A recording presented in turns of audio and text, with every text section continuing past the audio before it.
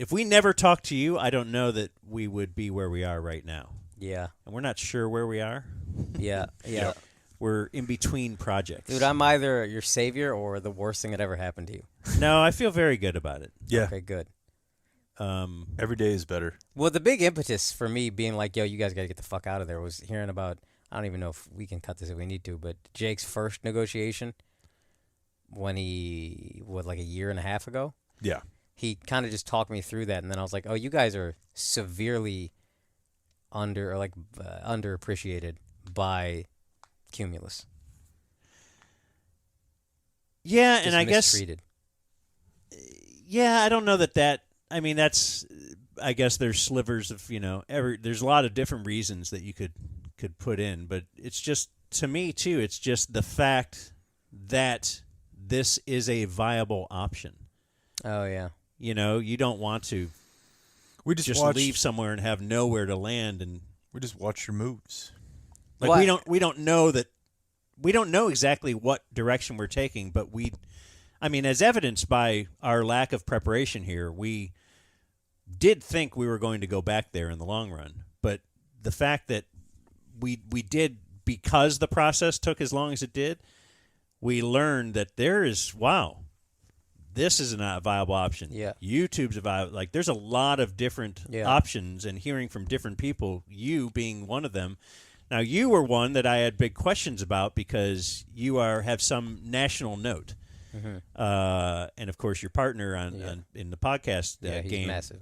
has very big national note. But even if on your level, I would think if you're nationally even mildly famous, now you can pick from all these markets. You only got to get 1,000 guys from every market, and now you've got a huge download audience where we are mildly famous regionally. No, I mean, you're very strong regionally. Like, I'm sure if we stepped outside in Dallas, you guys would get recognized more than me or anywhere in this area. Yeah, and me more Jake than would. him. Yeah. It's happened. People tend to, There have been a couple They're not used to soda, Dan. That's all it is. Yeah, That's probably it, too. Yeah, They're they looking were for like, this big fat ass. This was a fat guy. But, yeah. But and then we talk to other people who are with more regional or smaller podcast network type things, and they also indicated, hey, so the whole thing of signing with a company is you have a very solid, it's stable floor, a high floor, but then also the ceiling there's a ceiling. Yeah. And here there is a lower floor and perhaps a higher ceiling, but then add in freedom. Yeah. The ability to, creatively try something different. Yeah. I don't know. Yeah, I guess we just wanted to talk that out a little bit. Yeah, just that you were a big influence. Well, I remember just growing up, and I would hear the jokes about people don't get paid much at the ticket, or like the producers would say they're whatever they're broke XYZ, and I was like, there's no way this is all true. This is all nonsense. And then I don't know how. I'm not gonna say any numbers, obviously, but Jake was just talking to me about like when he left for a couple days. Basically, when he got promoted from producer to host, they didn't raise his pay at all. Kept it the same for a year. Blame COVID. Fine, everybody did that. And then renegotiations are like, oh, we're still not raising your pay. And then what the pay was, I was like, that's crazy low. And then what he countered with, he said, I could make this doing podcasting. And I remember said, you think you could make that much podcasting? And that part we probably can't do. How much of it can we not do? Just the specific name. Yeah. Okay. Don't you think, Dan? Yeah. Let me just marking it down. Let me just redo it. Okay. I remember Jake told me he was told by higher-ups, he asked for a certain amount and said, if I don't get this, I can make this podcasting. And one of the higher-ups said, you think you can make that much podcasting? And then I was like, okay, let's be very transparent here. This is how much I make podcasting. Yeah. So, and then I remember Jake's reaction was, shut the fuck up. And I'm not saying I'm the best or I don't benefit from Andrew or anything like that, but I am saying I realized, I was like, oh, these aren't just jokes when they're talking about, not making very much money or whatever. And it blew my mind because y'all are so famous, especially to me growing up in Dallas. Y'all were such a big deal. You have such a stranglehold on the market, such a good impact on the city. I was like, this is crazy. We got to help. I got to try to help these guys out because I'm not attached to a Cumulus. I'm attached to the hosts that I grew up listening to. Yeah, and I think for me, it was, the fact that you were like in no way self-interested. Talking to somebody in that position to me means more. Because like you'll talk to a bunch of different types of people who are like they kind of want something from you, Yeah, like yeah. oh you should move this way, you should move that way. But talking to you just always felt. Well, to I would me, have loved to have made money off y'all. It didn't seem like the best route. But I thought about it. I was like, how can I do this? Perhaps one day you still will. Okay. But does that make sense though? Yeah. Like I just no. always felt like every time I talked to you, it just felt like this is not like a self-interested thing. This is pure top level advice. No, it feels like these are guys I love. Like I grew in the relationship, and I know a little bit because podcast fans have such a deep bond with me. Because somebody said it, I don't remember who said it, but like that's the closest to being inside someone's brain you can get. If they're listening to you on headphones for hours a day nonstop. Yep. So I just felt like I love these guys, and they're not being treated correctly as the way I think they should be treated, and I just want to help them out, and that's it. Yeah, and I think the last thing I want to say, we're about to have to talk to a lawyer again. We're good. We got time. Okay. He said he's good at. Just the last thing that I wanted got to another say, half hour for and this doesn't like totally involve Akash, so I hate to waste his time, but I have time. the mom game put out this clip where Julie is talking about the way that we maneuvered through COVID and furloughs and pay reductions, etc. And I don't know. I'm not like super comfortable doing the self-marketing thing. Get comfortable, buddy. I know. I'll help you out this time. I know. That's the thing is I've got to get. I'll say it. There was a tweet that was going around a week or two ago. It said, "Remember when Cumulus cut producers' board ops during COVID, something like this, and then 2 certain talk show hosts took money out of their own salary to make them whole? I sure do. I know they just asked a question, and then Julie Dobbs, God bless her, quote tweeted and said, "I do." And so that's when it was pretty clear who they were talking about.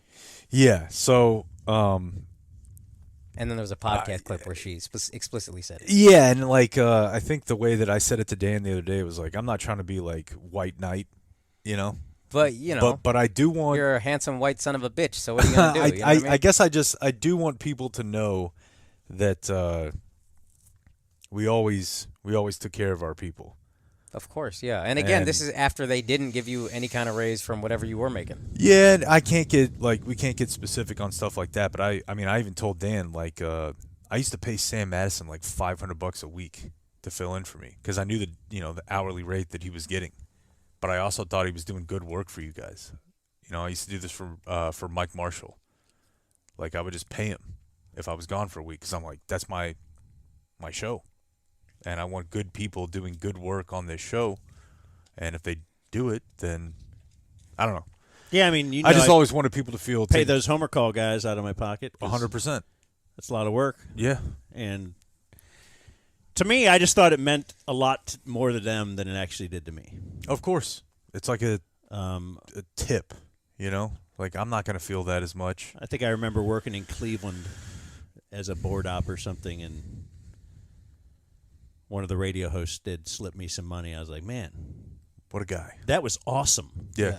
And it wasn't a lot, but it was to me, at that time when I was paying rent with my Discover card.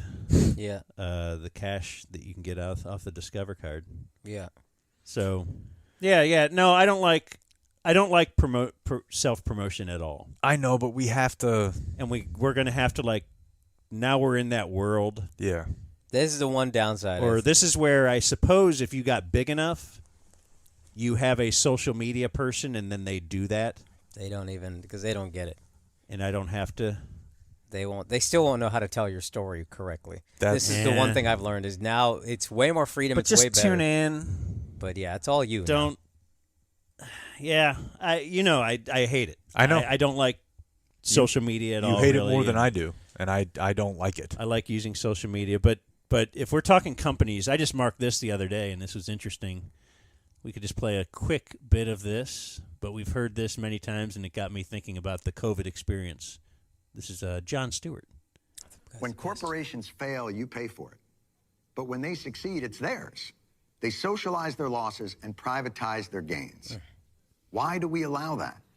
Consider this. Wealthy people do not stash their billions in safe deposit boxes loaded with $100 bills. They don't do that. And they don't spend it all at the mall. They don't spend like crazy. No, wealthy people invest. It is investment that creates jobs and economic growth. See, this is the lie they tell you, that all this money flowing towards corporate and moneyed interests is actually for your benefit. The government intervention for corporations is our free market, but government intervention for workers is socialism. I don't have to play the whole thing, but really the corporation, the socialized, we talked about that for different, we've said that now for a while. And I guess that was really the rally cry for Major League Baseball players. Yeah.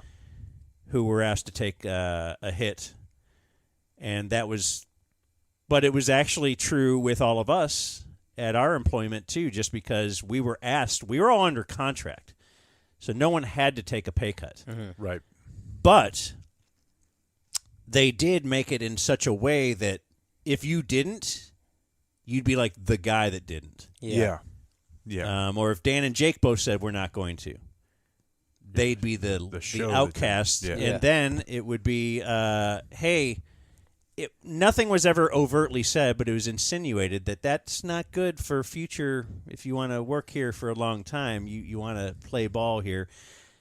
And, I mean, I wanted to do it anyways. Yeah, I want to be a team guy. It's fine. But it's funny because the negotiation we worked out, they wanted to furlough us. Mm-hmm. And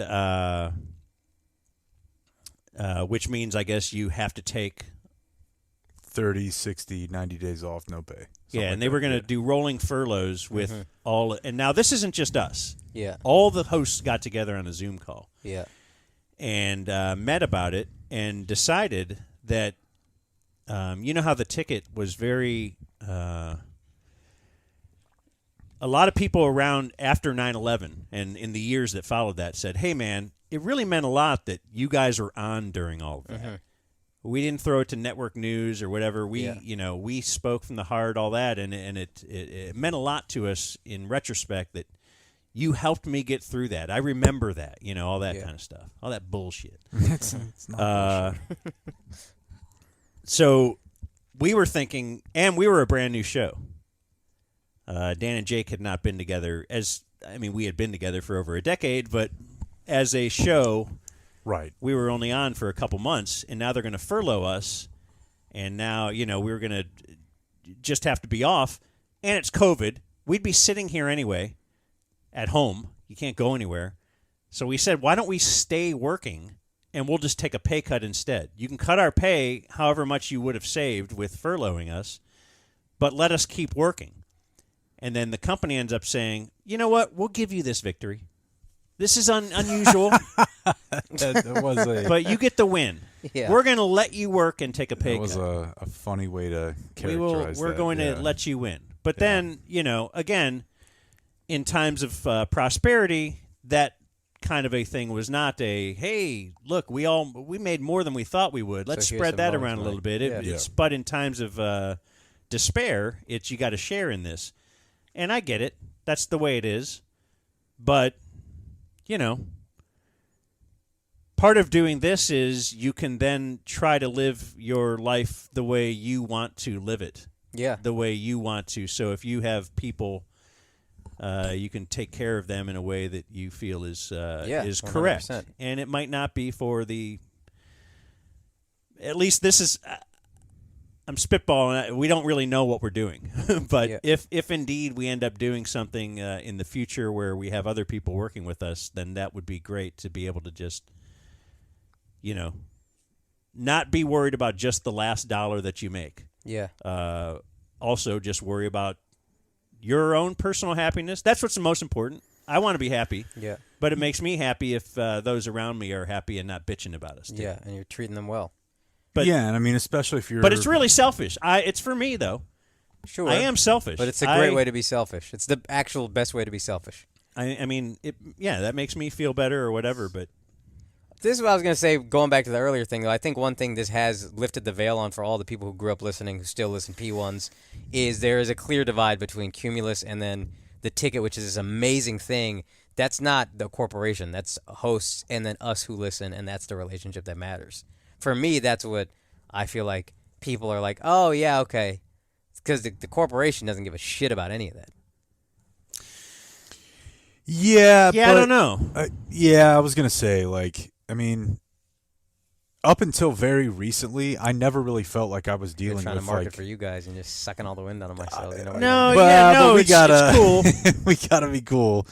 Up until very recently, I never felt like I was dealing with like, and by very recently, I guess I mean like the last like 16 months. I never felt like I was dealing with like a huge company. I just felt like I was dealing with, my friends and my boss, who was somewhat my friend. Like but recently it certainly became that. Like, you do not want to be on the phone with a corporate lawyer. Yeah, I can imagine. It is an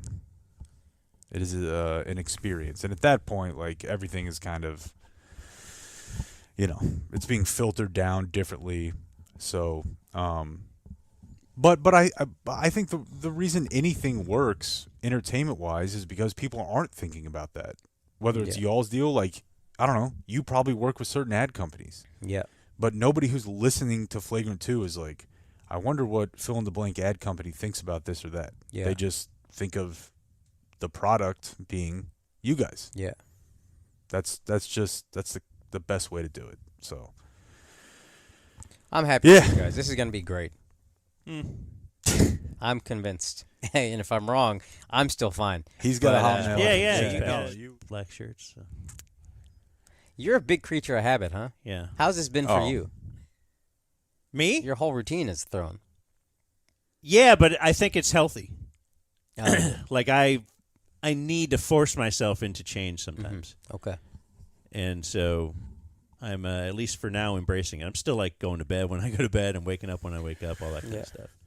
Yeah, I mean, I'm not quite him, but Well, nobody asked. I was asking Dan. oh, I'm sorry. You know what? The second I started talking, I was like, why am I now trying to No, make this how about are me? you, man? I ask you this sometimes. How you doing? Dan won't be I think honest the with kid me thing no matter what. like helps a lot. Oh yeah, just distracts you and. Distraction, and the schedule thing. Oh yeah. For sure. Oh, for sure. Yeah, 'Cause think of they're- linear. Outside of knocking over dog food, like, they're robots. Yeah, they're on Yeah. a tight schedule. Yeah. So that helps. I But told you how my teenage also, daughters helped me. You didn't ask me. How do they help you again? But no, Jake and I, in retrospect, to me right now, it seems silly how emotionally wrecked we were in the past 2 weeks. I think that's like the case in anything you get emotional about. We were wrecked listening. Everybody was a wreck. But you know what I But mean? I though? couldn't Like, I sleep. feel like I almost couldn't- anything you get like charged up about and emotional, Oh, yeah. when it's over, Yeah, a that's couple true. weeks, you look back and you're like, man, whatever. yeah. I Time. felt like I ran a marathon. As a former guy who ran a marathon, I was gonna say, how would you have any idea? I have a finisher T-shirt or shirt. Stolen valor. But every night, exhausted. Like I couldn't take a phone call after 7. Yeah. Unless it was him, I would take the phone around with me because But also, he was.